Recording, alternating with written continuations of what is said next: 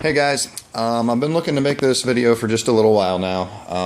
I know a lot of people on the forum have complained about the problems with the convertible top and the issues that everybody seems to be having with it, with the tonneau cover that is contacting the rear window. I previously had a 2010 and never had this issue, so when I bought my 2013 427, I was a little bit surprised to hear a big clunk thump, and I didn't know what it was. Come to find out, the tonneau cover is contacting the rear window. Talking to GM, everyone says this is either completely normal or they have to take your whole top apart to be able to fix this. I think that's completely ridiculous, so I went ahead and did a little bit of research myself, and I will show you here in just a moment what I believe is going to be the fix. I'll also try to make a how-to video, and I'll try and video as much of this as I can when I fix it, but just as I mentioned, a lot of this is going to be very limited because I can't really video all the tight positions here and do the job at the same time, but I will explain it as best I can. So we'll go ahead and dive in here in just a second.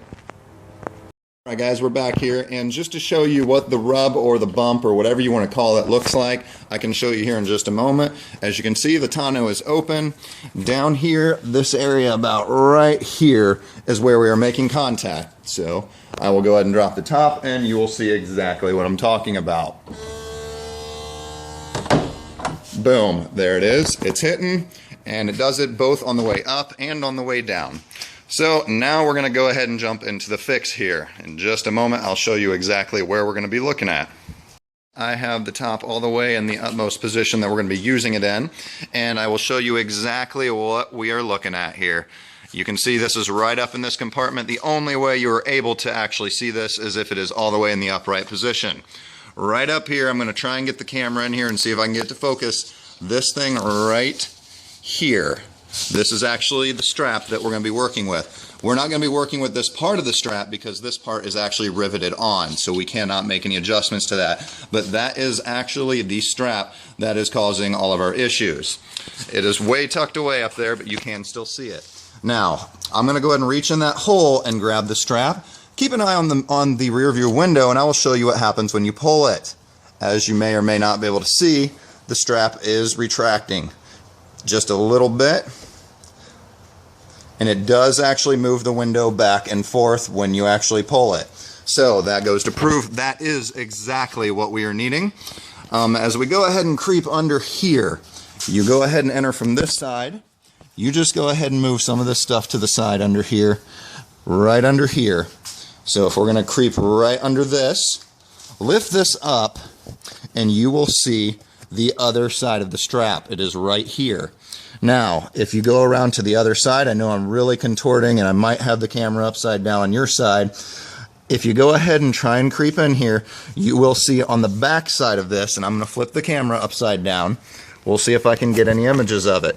There is the bolt that is holding that on. It is right there. It's probably out of focus because I can't get the camera far enough away from it, but that is the bolt that we need to undo. Now that particular strap is under tension, so if you are going to go ahead and make this adjustment, you need to have someone release the tension while you're unscrewing it, or that screw may very well just fly away as soon as it comes loose.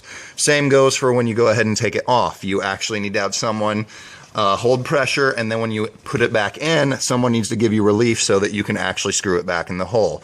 But that is the end of the strap that we are talking about there. Again, as I just go out, you can see where it's at.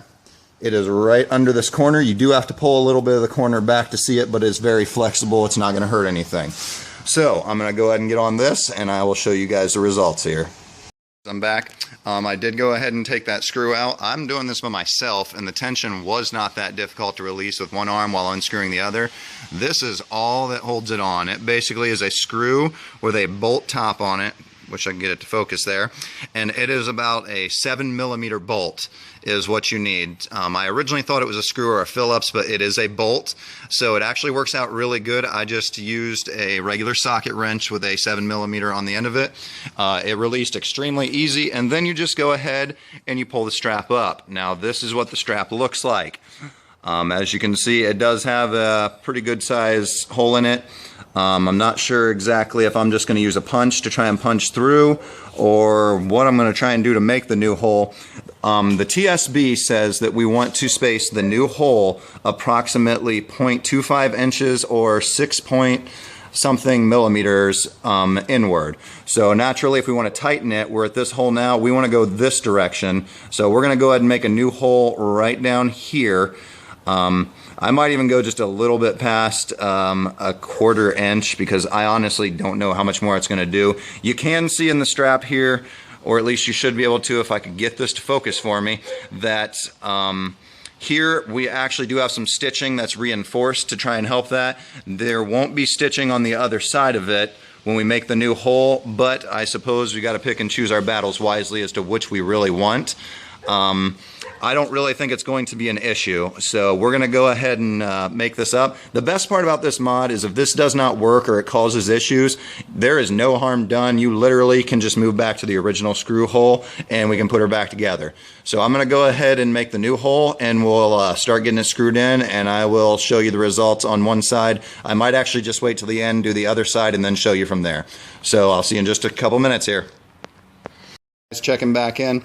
I did get the driver's side done, and I will say that it took probably about a half an hour just because I'm by myself. I don't have anyone to apply extra tension on the outside, and naturally the strap was much tighter and the screw is around a tough bend to get in when you're by yourself, so I had a lot of trial and error time. Also, I didn't mention last time that if you are by yourself or even if you're with someone, I did make a jig just out of a coat hanger just to basically make sure that it stays in the upright position, because the hydraulics do eventually wear out after about 2 to 4 minutes. It kind of relieves the pressure. It'll close on its own, so you do need to make a jig to keep it open. The tonneau did stay up, never had issues with that, but just to show you what the finished product is on this side, this is what we're looking at now. It looks just about like that. That extra piece does stick out quite a bit, but I'm not really too worried about it because there is now significantly more tension on that strap. Time will tell if it ends up being a real issue, but I'm thinking the fact that it's pulling the window back further is going to matter more than anything. I'm going to go ahead and do the same thing on the passenger side, and I will be checking back in here in just a little bit. Alright guys, I'm checking back on in with you. Just got the passenger side done, and unbelievably to me, even though I'm right-handed, the passenger side took a fraction of the time the driver's side did. I think it's just trying to get the angle that that screw goes in, and it came so much faster on this side than it did on the other side. As you can see, I got about the same amount of space as I did on the other strap that I moved it up. Probably closer to 3/4 of an inch, even though it says a 1/4 of an inch. It just didn't seem like it was doing much of a difference with the 1/4 of an inch. We will go ahead and give it a shot here, and I will show you how it's functioning. We will see if this was actually worth it or not. Alright guys, here we are at the final moment. This is the moment of truth to see if all of this is worth it and if this is a fix worth doing for everyone else. Here we go.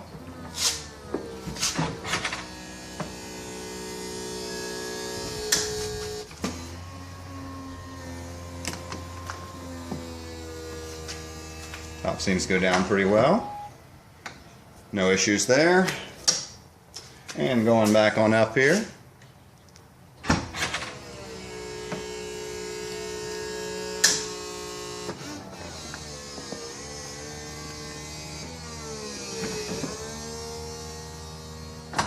No rub.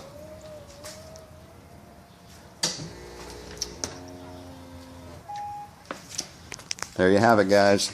That's really all you got to do. Just requires taking a couple screws out, tightening a couple of the belts, and you are all good to go.